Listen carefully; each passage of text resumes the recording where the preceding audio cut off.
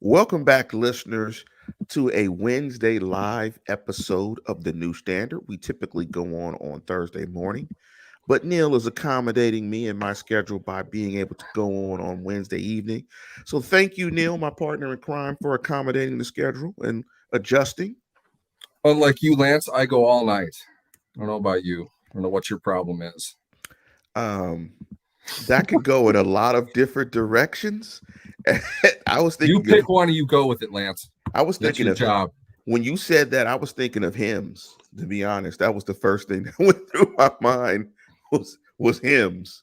That was the first thing when you said go all night. I was like hymns. I was like, huh, okay. What the So hell is he talking about? I don't know. so welcome Steeler Nation to another program. And as always, the show is brought to you by yours truly, us, Neil Coulong, and myself, Lance Williams. Big up to the show sponsor, High Bar Apparel. If you want to check out the program, you can check it out on a variety of platforms, podcast platforms, Apple, Google, Spotify. And the show, as always, is available on YouTube. And the way um, we do our show on Thursdays, we like to jump into a number to wrap up, to put a little bow on the previous game. Of course, that was that beautiful 5-quarter epic 16-16 debacle against the Detroit Lions, in which many people commented to me that you guys had a ball talking about that game, that you guys really went in. So, Neil, what's your number for this game that best encapsulates the game for you?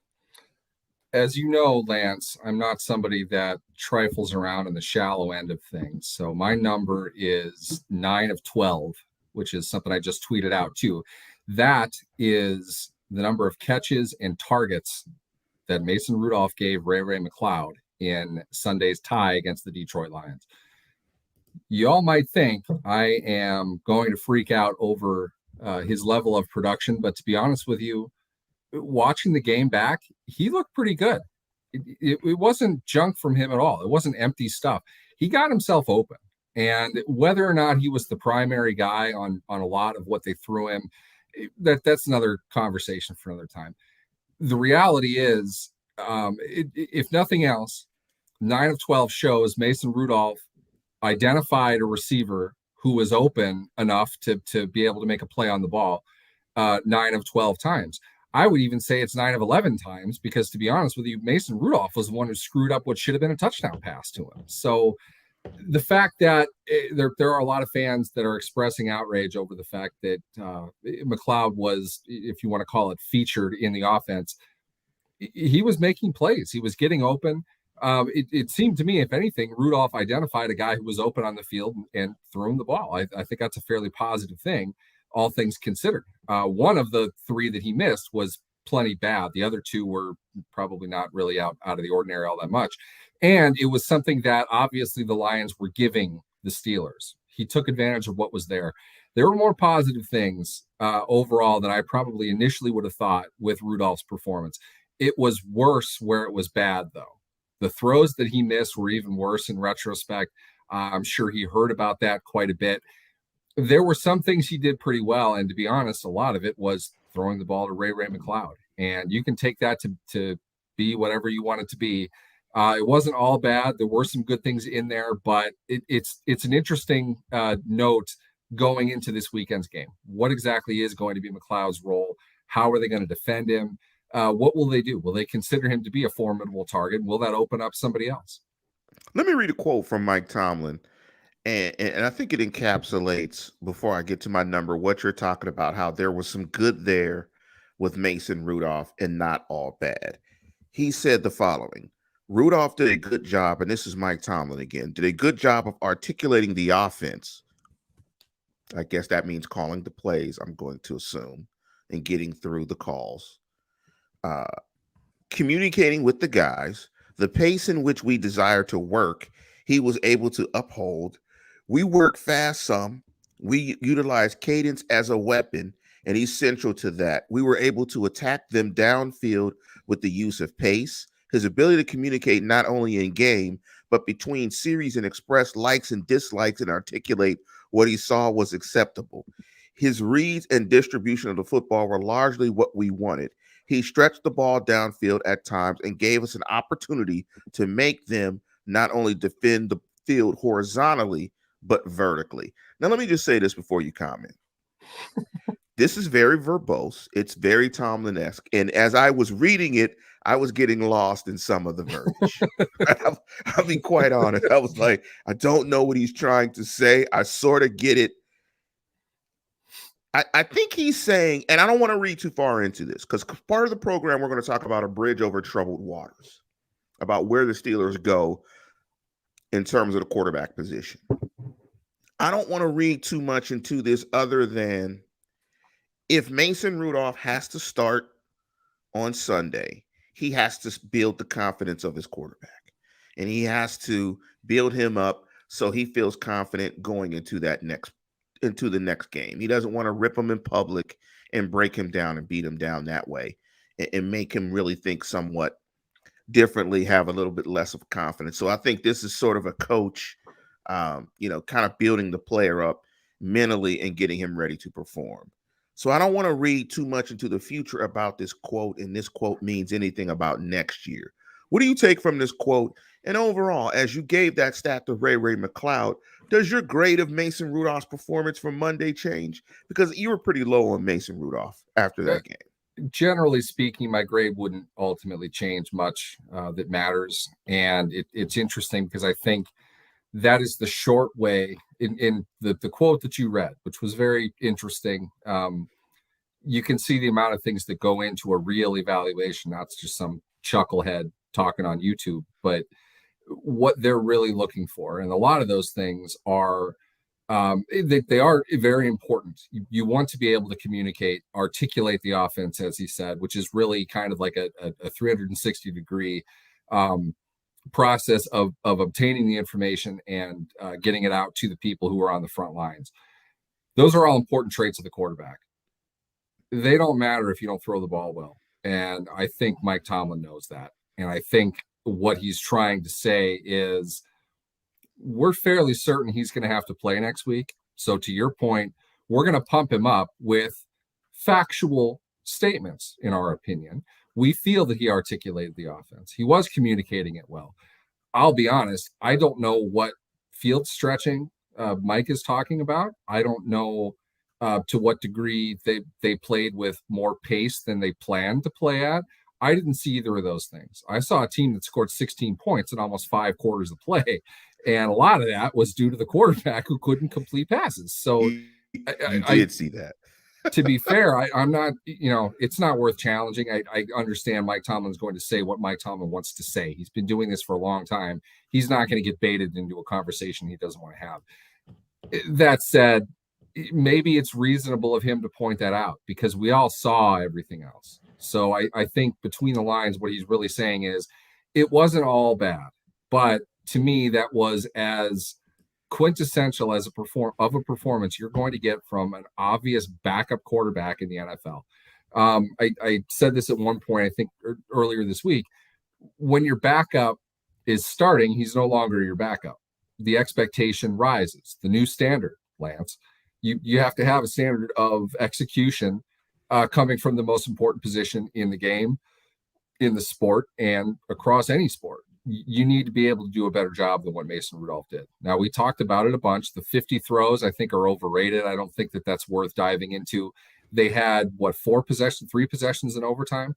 He threw 9 of his 12 passes on the last ditch drive, which they got the ball back with 1:37 left on the clock. Of course, they're going to throw a bunch. That number in and of itself, I think, is inflated beyond what's reasonable. The idea that most people have is they threw 3 straight times to the goal line. Well, to be honest with you, it's not the first time they've done that with Ben. You might recall, I think they were 0 for 2 throwing the ball before Freiermuth pulled down a handy pass against Cleveland, what was 3 consecutive passes. So this is not different for the Steelers. Here's a low bar defense of Ben Roethlisberger. At least when he throws it 3 times in the red zone, he doesn't skip it. At He throws least it one time anywhere on the field. He doesn't skip it. he doesn't skip it. Now, It's always going to come back to that. It's always yeah, going to come back to that. I I mean, you can't get, can. I it's mean, you just, just. I mean, I was the definition of below mediocre backup quarterback at the high school level in Minnesota, which might be one of the 5 worst states for football talent in the country. I would not have underthrown that simply because you're not getting many better looks than this. This is the pass you absolutely have to complete. The fact that he missed it, he looked awful doing it. It's as if he didn't expect it, but you can't ever not expect something as a quarterback. That's yeah. just it. The weird thing about that play is if you were the typical guy playing off of adrenaline and playing fast, you would airmail it as opposed to skip it, which was weird that he skipped it. So let me jump into my numbers. I'm gonna give you 2 numbers, but I'm actually going to give you the 50 number, but not necessarily the number in and of itself. At meaning, I'm not going to concentrate on the 50. I think in those conditions, 50 throws or just having where the game gets a little distorted and it gets a little left-handed in terms of the passing game, I thought was a little odd. I think right now your best offensive player, particularly in that football game, is Najee Harris. I mean, I think you probably lean on Najee a little bit more in certain instances in that game, because in the game itself, Najee was averaging 4 yards a carry, actually got 105 yards in the game. So that's my only knock about the 50 per se, but not necessarily just the number, the 50. But my number really is 5.9. And 5.9 is the yards per carry that the Detroit Lions had in the game.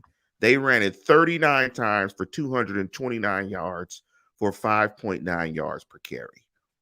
The Steelers, after that ball game, and let me look at a chart that I have here. I think right now the Steelers defense is giving up 4.6 yards per carry, which is 28th in the National Football League. I don't think a member of Steeler Nation, anyone watching this football team, would have guessed at this point, even without Alu into it, that they would be giving up 4.6 yards per carry. The tackling, along with the run defense in that game and the lack of gap integrity, was just abysmal. Now, one thing, and disagree with me, if you must, after I say this.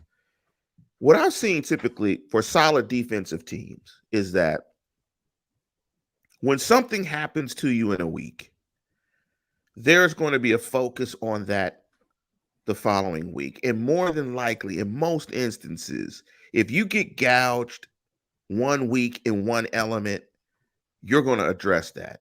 So I would expect this Sunday, and not just to jump into the breakdown and analysis of the game, I would expect that the Steelers, from a run defensive perspective, will be a lot more gap sound, and they'll be a lot better on the run side of the ball in terms of their run defense.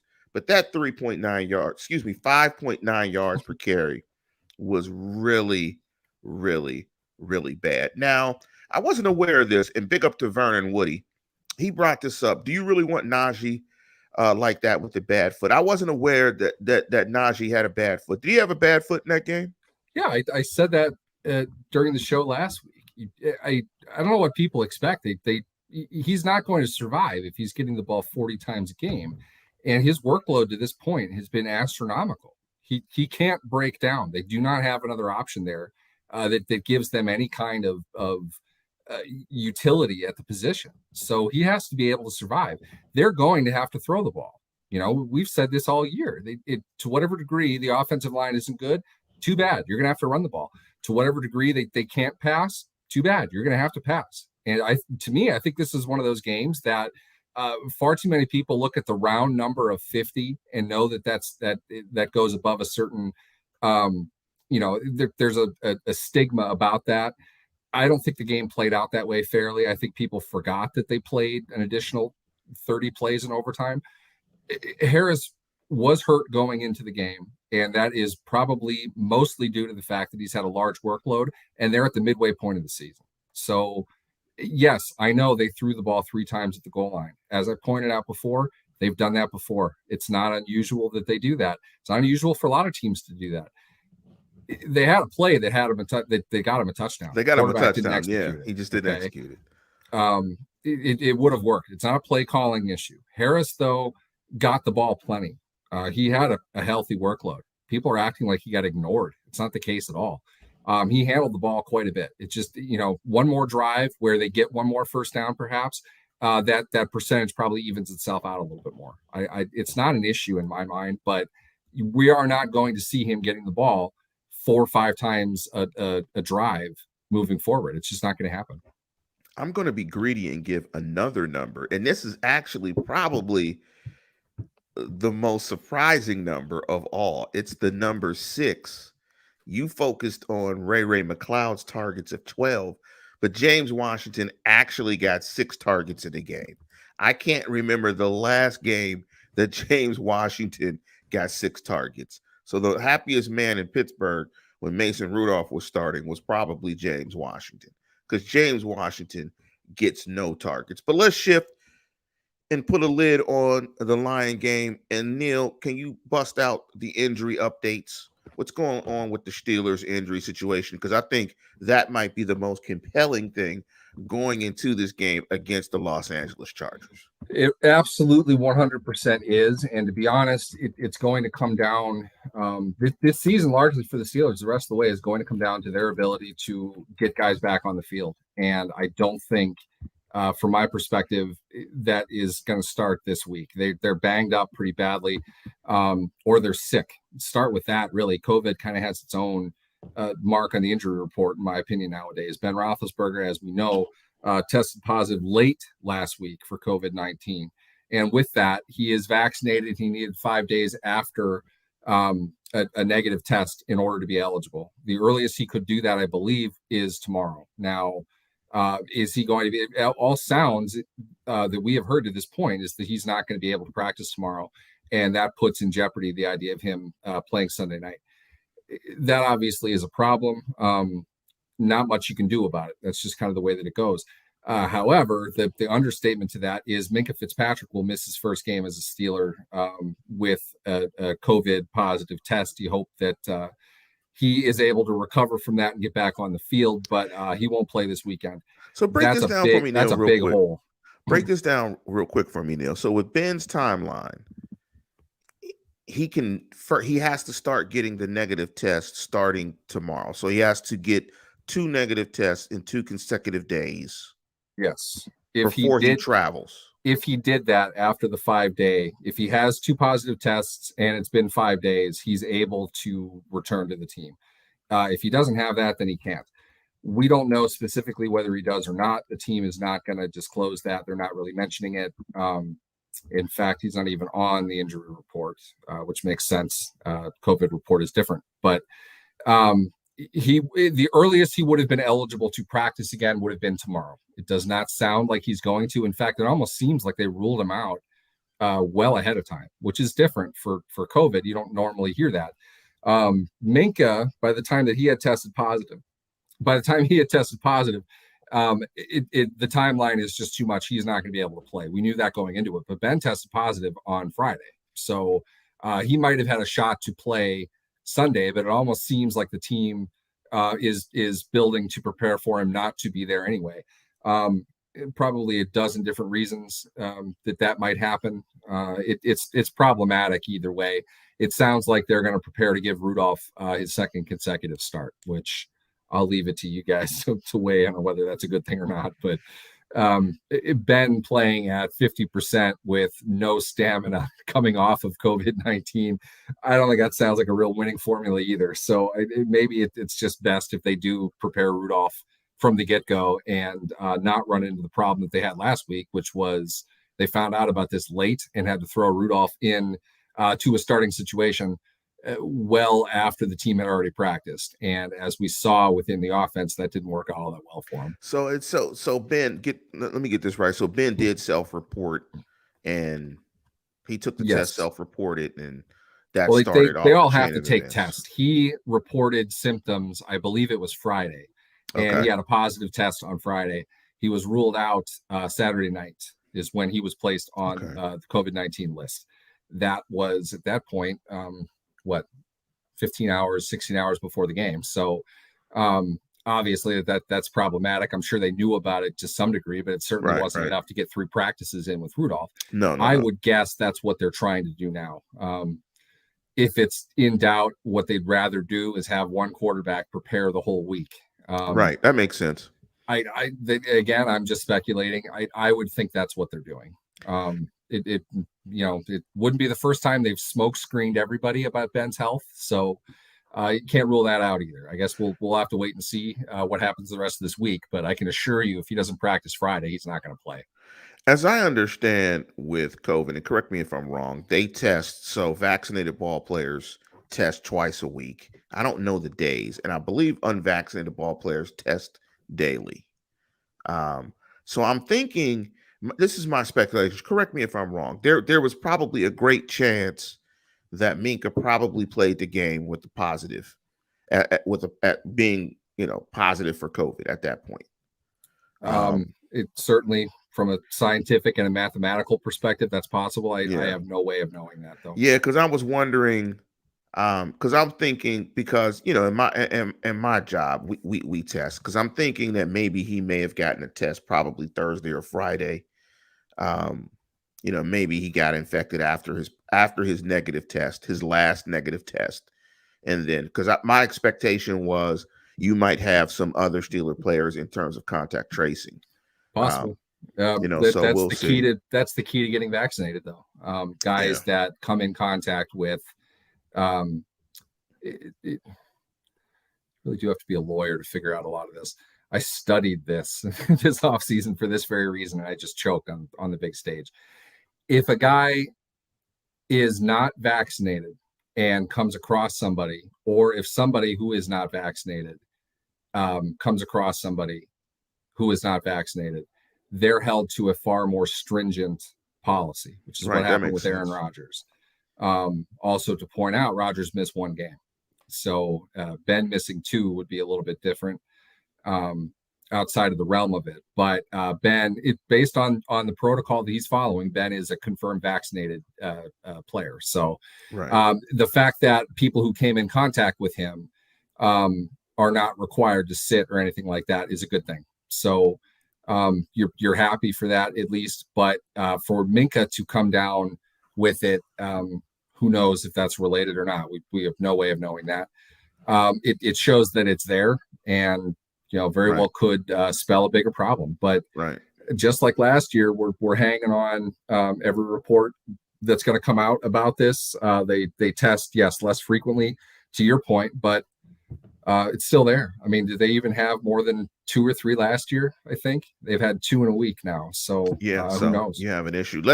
What about the rest of the injury report? Just the non-COVID injuries. I know Kevin non-COVID, the actual old school injury report, the one that's a little bit easier to discuss. Chase Claypool is still being bothered by the toe injury that he has had. He was limited in practice today. Here's the tough part. These names are very, very important. Joe Hayden, foot injury. Trey Turner, ankle injury. Kevin Dotson, ankle injury. And TJ Watt, hip and knee. None of the 4 of them practice. All have injury distinctions. It is possible 3 of the 4 of those guys don't play.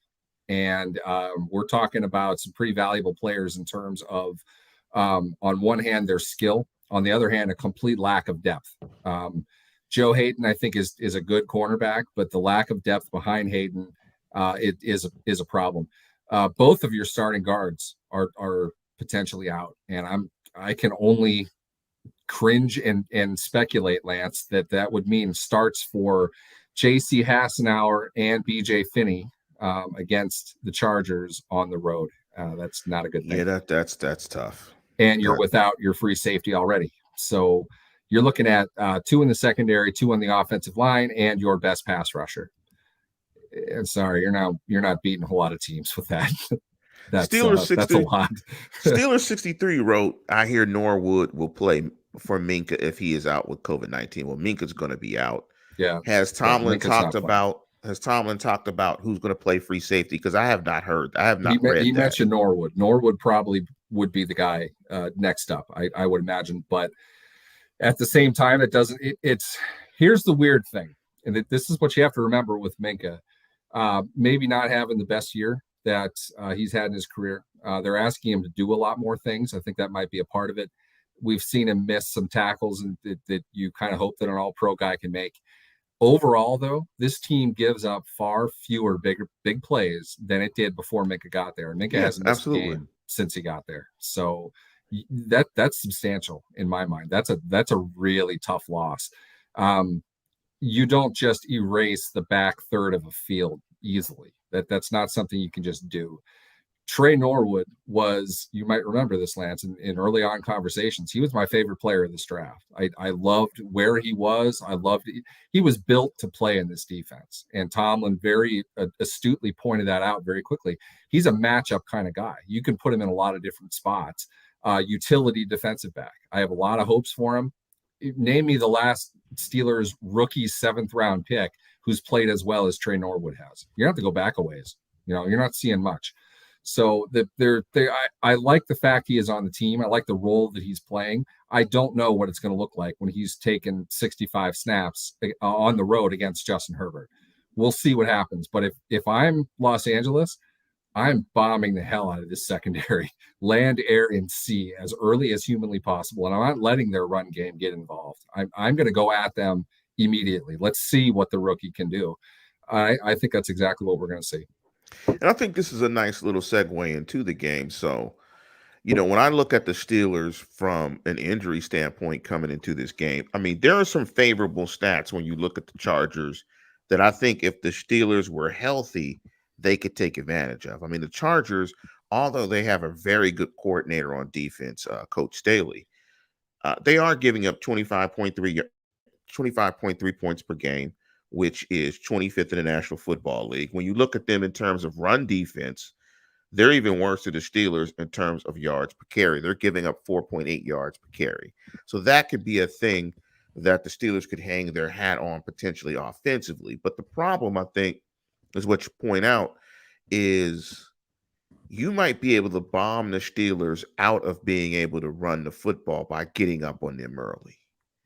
And on top of it, even though Bosa, who's in COVID-19, Joey Bosa, who's in the COVID-19 protocol, and he's going to probably miss the game, if you force Mason Rudolph, who we think is going to start, and he's behind it in terms of the score, with your starting guards potentially being out and Dotson and your starting guards. So it doesn't give you, there's not much you can go into this game with, offensively.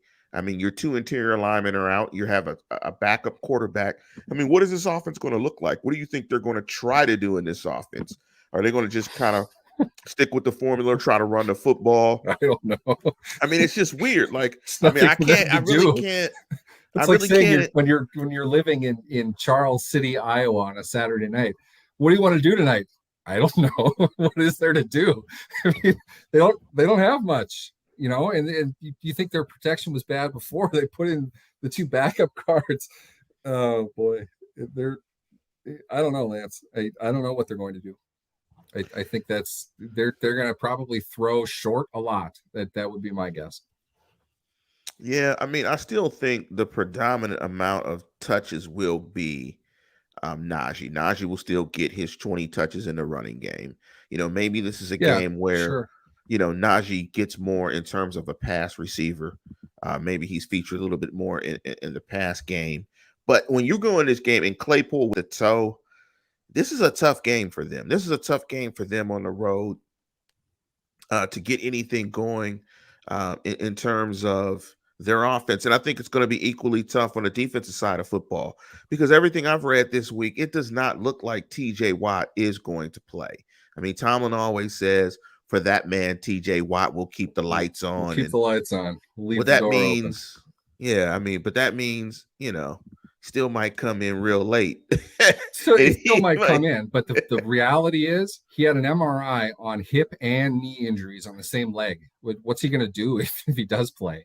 I mean, anytime that Taco Charlton cannot be on the field, I'm sure is a positive thing, but you're not going to do much. He's going to be a limited player. I'm sure the warrior mentality, he's still working out hard and all that. He wants to be out there, and I get that, but you're not going to get an A-plus game from TJ Watt. I don't think anyway. I hope that he does. It's not, and I'm not criticizing him. I'm just saying he's not going to be healthy. He's just not going to be able to explode. You don't have a leg. I mean, those are two pretty substantial areas of your leg to be hurt and expect you to drive and push off. I just don't see how that's going to happen. Yeah, this is a game where the axiom, the standard is what it is. The expectation is for them to go out and be professional and play to the best of their ability and trying to secure the victory. In all reality, this is going to be a tough one. They're a banged up bunch. They're on the road, and they're starting more than likely a backup quarterback in Mason Rudolph. This is going to be a tough one for them. So let's jump into the predictions for this game. What's your prediction from a score perspective? And let me give you the line for the game. Going into the game as of today, I believe the line is -5.5. Give me your prediction for the game. The Chargers are going to cover that. You hate to put 30 on them. Steelers, incidentally, have not given up 30 points in a game in their last 40 games, which is the longest streak in the NFL and the longest streak in franchise history. Incidentally, the last time they did was against the Los Angeles Chargers in 2018. That game you might remember when they had a 23-7 lead and blew it. Part of that off of a big punt return early in the third quarter, and the Chargers took over after that. Are they going to get 30? I'm going back and forth. I'm going to say no right now. I'm going to say 27-13. I think they'll win this pretty handily. The Chargers. Well, I'm gonna go out on a limit. I'm gonna go with the 30 because I think they're going to get up on the Steelers early, and I think it's going to put Mason Rudolph into some positions to have to try to throw the ball aggressively downfield to get back into the game. And with the guards out, Turner and Dotson, I think the pass protection with Moore anyway is inconsistent. I think the pass protection is going to be bad.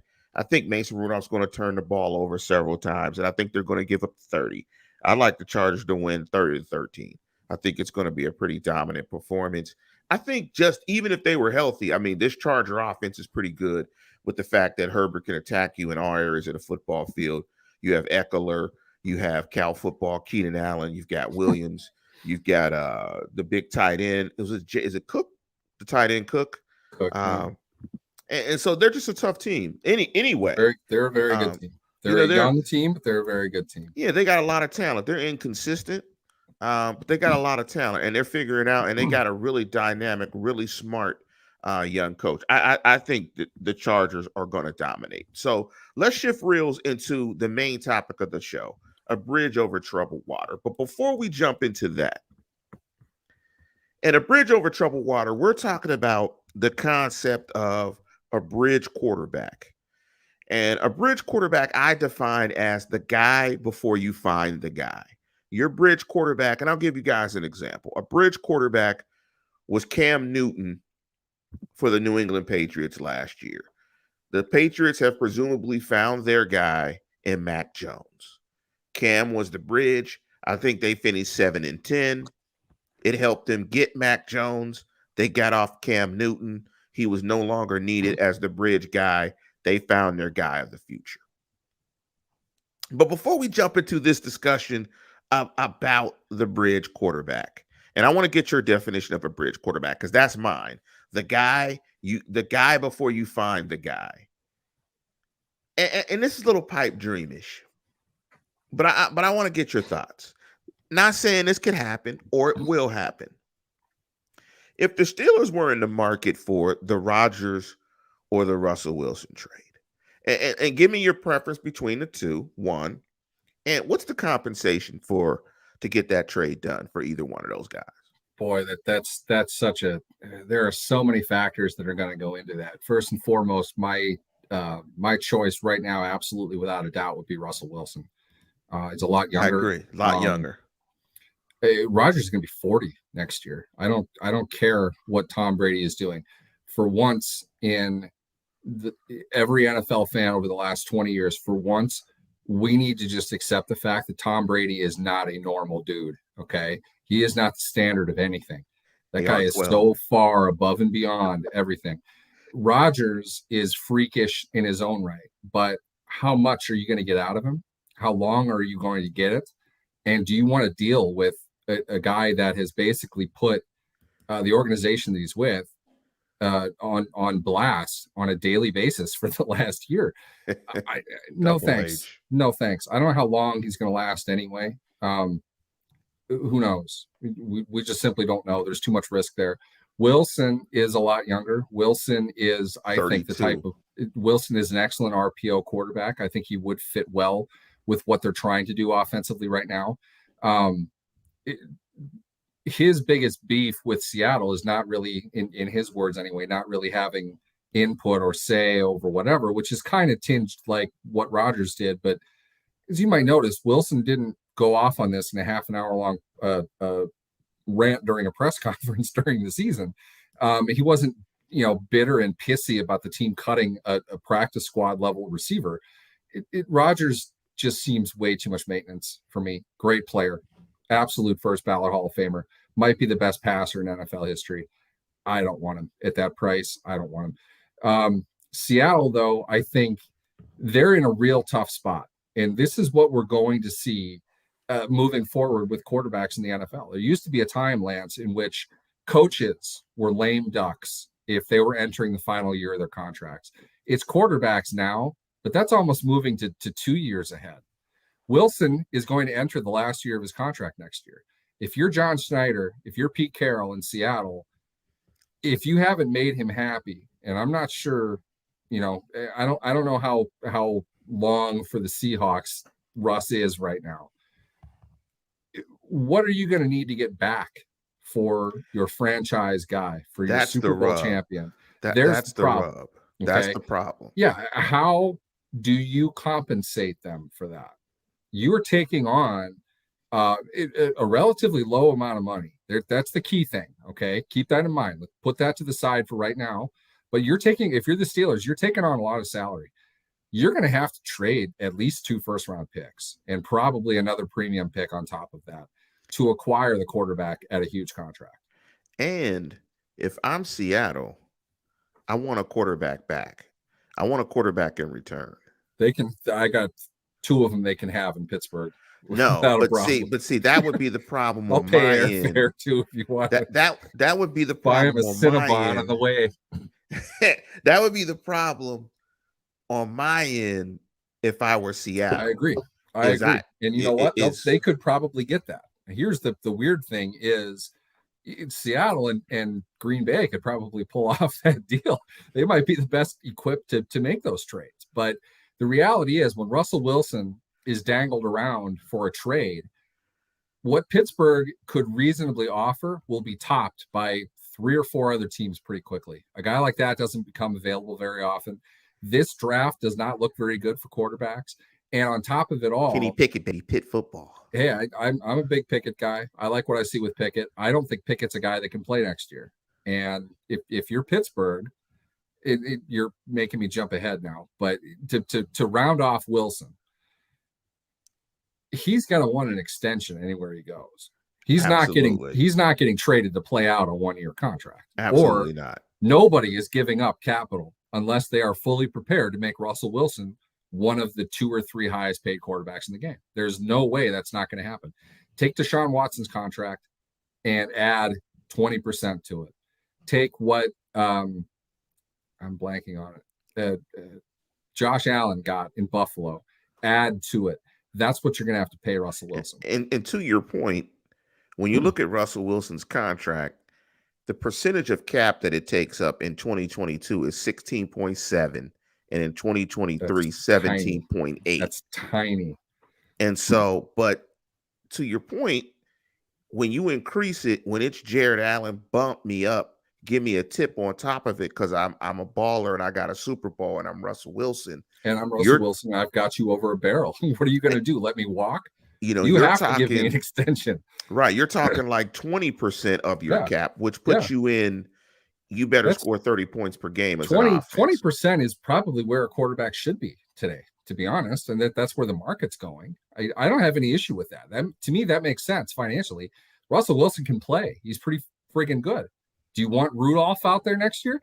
Russell Wilson's job, his agent's job, is going to be so incredibly easy. If he gets out of Seattle, there is no way he's not getting every dollar that he wants. He's not going to have the exact situation that he wants, because as Steelers fans should know, there is a world of difference between the top guy and even a reasonable backup. There are so few really good NFL quarterbacks. When you have the opportunity to get one, you get him and you got to pay him. That's just it. Whatever he wants, give him the franchise. Yeah, you just patched you the have roster to. around him, and you patched the roster around him. So, and if you're you're Neal, Seattle, what do you have to get back to justify that to your right, season ticket holders? right. I mean, you really can't. It's the end of John Schneider, whether he makes that deal or not. It's a really tough spot for either one of them to be in. But to the main overall point here, Seattle is not going to do anything unless Wilson literally puts a gun to their head and makes them do it. There's no Right, other way. right. You're not getting back half of Russell Wilson. 3 Right. first-round draft picks. You don't have a quarterback for 3 years. You may Right. as well be starting Mason Rudolph. Why would you take that on? Nobody wants that. That's why Pittsburgh would be making the deal in the first place. Seattle's not going to do it. So Right. it's just not going to happen. I mean, And so I'm glad we've had this discussion, because I think, especially for my brother who falls into these little, Aaron Rodgers winked at Tomlin on the sideline. So that's a great reason why he's coming to Pittsburgh. No, it's a great that's clip, why though. these It's a are, great clip. pretty pie in the sky, because the compensation, it just does not work out pretty much. Steelers don't have what I think Green Bay or Seattle would want in return to do the trades, and both teams want to retain the quarterbacks. But quickly, what is a bridge quarterback to you? My definition is the guy before you find the guy to bridge you to that next guy. I think that says it the best, to be honest. I want to be original, but the reality is, a bridge quarterback is one from a physical perspective. He's not your long-term guy, and he's not a rookie. He's not somebody that you're building. He's somebody who is Mr. Right Now, and that's it. He probably knows his replacement is either on the roster or he's a year away. How about this? You want the real definition? He is whoever Pittsburgh is starting at quarterback in week 1 next year. That is a bridge quarterback. No other way around it. So let's tease this out, because we always talk about performance pay, performance pedigree, and pay.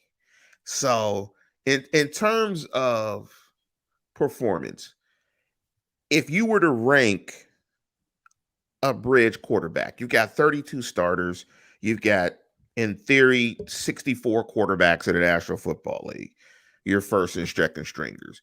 Where does the bridge quarterback rank in that list? I know you teased a number earlier today. What's your number? My number is about 40. Anywhere from about 20 to 40 is your bridge guy. I think that's high, to be honest with you. I think there are a lot of very mediocre quarterbacks in the NFL fitting that definition of the bridge. You wouldn't be a bridge if he was good. So your best bridge guys, I think, are let me throw you a name. Andy Dalton. Dalton's a pretty damn weak bridge. He's a flimsy bridge. He got benched in 3 games. I mean, rounding that off. That's the funny thing. Everyone who freaks out about Rudolph. Why don't you go out and sign somebody? Like, Andy Dalton got $10 million from the Bears. $10 million before they drafted Justin Fields, before they had to trade up to draft Justin Fields. That's what the Bears thought of Andy Dalton. And 2, that's what $10 million gets you as a quarterback in the NFL. You got to pay. Jimmy Garoppolo is probably the best bridge quarterback in the NFL right now. And he's making $23 million. How about Bridgewater? That's because Bridgewater, not after what we've seen. Bridgewater's not very good. He's not. There's a reason why Bridgewater's almost played for a quarter of the teams in the league now. 3 in the last 3 years. It's going to be 4 in 4 next year. He is a candidate to replace Ryan Fitzpatrick as the most sought after and beloved bridge quarterback in the NFL. I mean, he's a mercenary. Just call him a bridger from now on. I mean, that's Which his is job. ironic because his name is Bridgewater, so he is the ideal bridge quarterback. Because I'm laughing at my incredibly stupid joke. because I think what you're saying, Teddy Bridgewater is the ideal bridge guy because you get the performance against Dallas, and then you get him evading a guy running for a pick six the next week, and he has to apologize that he didn't try to tackle the guy.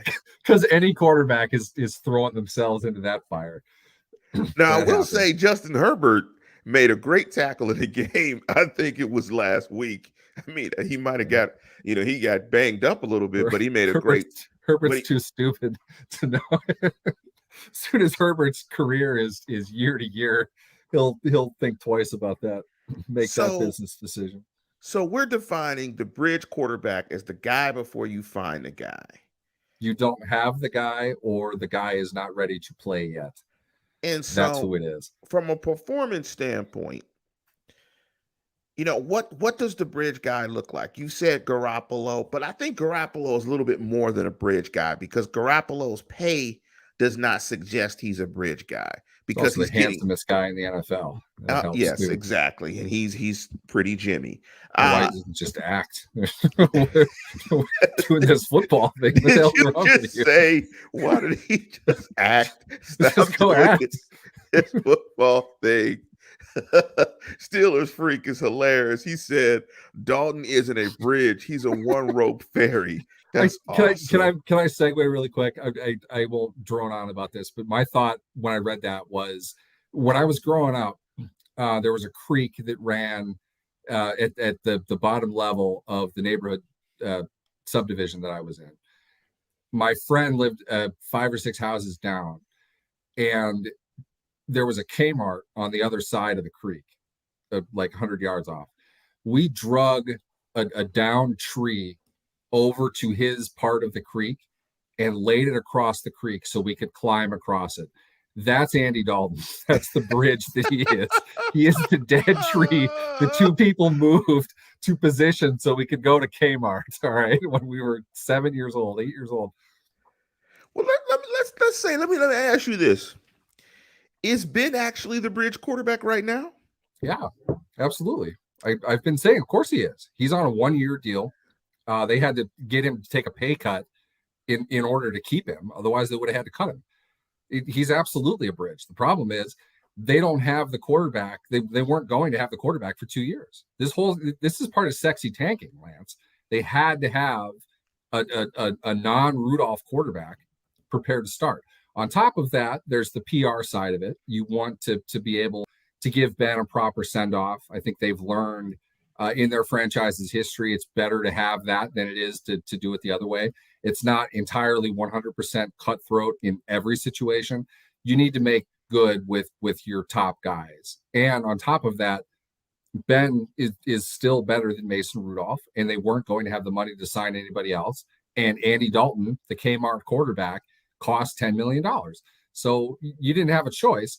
But Ben's position is still the same. I think it's hilarious. There are people that are still talking about the idea that Ben might play next season. He's not going to play, okay? He's done. Look at him. He's finished.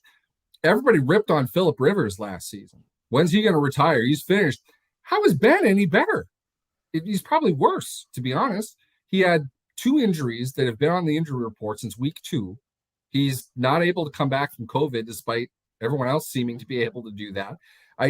He's not going to play another season. This was it for him. So, like Vernon said, can a bridge quarterback make Ben's money? I think Ben's money this year, absolutely. Jimmy Garoppolo is making $23 million. Exactly, and I think when you blend it, it's if you look at the definition, Vernon and listeners, if it's the guy before you find the guy, then you can have a certain mix of performance, pay, and pedigree, and a guy be the bridge guy. Because ultimately, for me, it's about performance. If you don't have the guy, whoever you start is the bridge guy. So most people in the National Football League have bridge guys because they're always searching for the guy because they don't have the guy. Yep. Here's the question for the Steelers is how effective, because I think after we talked earlier this morning, how effective is Mason Rudolph in the role of being the bridge guy? I mean, I think that's the question, because I think it's a great question. And if Andy Dalton made $10 million last year, Rudolph signed for $4 million. That's what they think of Mason Rudolph. Wow, that says it right there. Yeah, and he's probably their starting quarterback next year. He's not even do we get worse than Kmart nowadays? Somebody made a comment about Kmart being okay. He's the dollar store to Dalton's Kmart, I think. So Double H asked the question, Goff is making more, and he's a bridge quarterback also. He's absolutely right. Goff is a bridge guy. Here's the thing. Detroit is the only place that doesn't think that he's a bridge quarterback. That's why they passed on Justin Fields. How well did that work out? Jared Goff is terrible. That offense is absolutely I don't know if, Lance, in this era of the NFL, I don't know how many passing offenses we've seen that are worse than the Detroit Lions. Did you notice how badly they screwed up like 4 screen passes? Passes. They couldn't run those. That team can't do anything. The fact that they passed on Fields absolutely shocked me. I'm still at a loss of why they would bother to do that. Jared Goff, at the money that he's making, he's cuttable next year. You had the chance to lock up a franchise quarterback, one that, to some degree, I could see why a coach would not want to have to start Justin Fields from week 1. Trevor Lawrence, yes. Justin Fields, probably not. Give him some time. It's year 1. It's a new coaching staff. You don't need to put the guy out there right away. Wait until he's ready. That's why you have Goff. Okay, Goff is the expiring contract in the NBA. He's the guy that you're going to get rid of next season anyway. He's the bridge. He is the bridge quarterback. He is the bridge quarterback. The Lions have no solution at quarterback next year. It's going to have to be Jared Goff because they passed on Justin Fields. So the Lions are the only ones that didn't get your definition of the guy before you have the guy. They should have had the guy. He should be their second string, if not their starter right now. Here's the problem that I had with our discussion this morning. We were talking about, so I think we conclude that Mason is the bridge guy, or at least Mason is going to be given the opportunity to be the bridge guy. It's the most depressing statement. Which is, and when I think of that, I think of, 17 games of having to talk about Mason Rudolph playing quarterback. I don't know how that's creative. A great point. We didn't even discuss that. The fact that they upped games in the league right before Mason Rudolph has to start. I mean, an extra game of Mason Rudolph. Thanks, I mean, that's just. But my thought was about the $2.3 million restricted free agent, the tender to put on Haskins and bring Haskins back.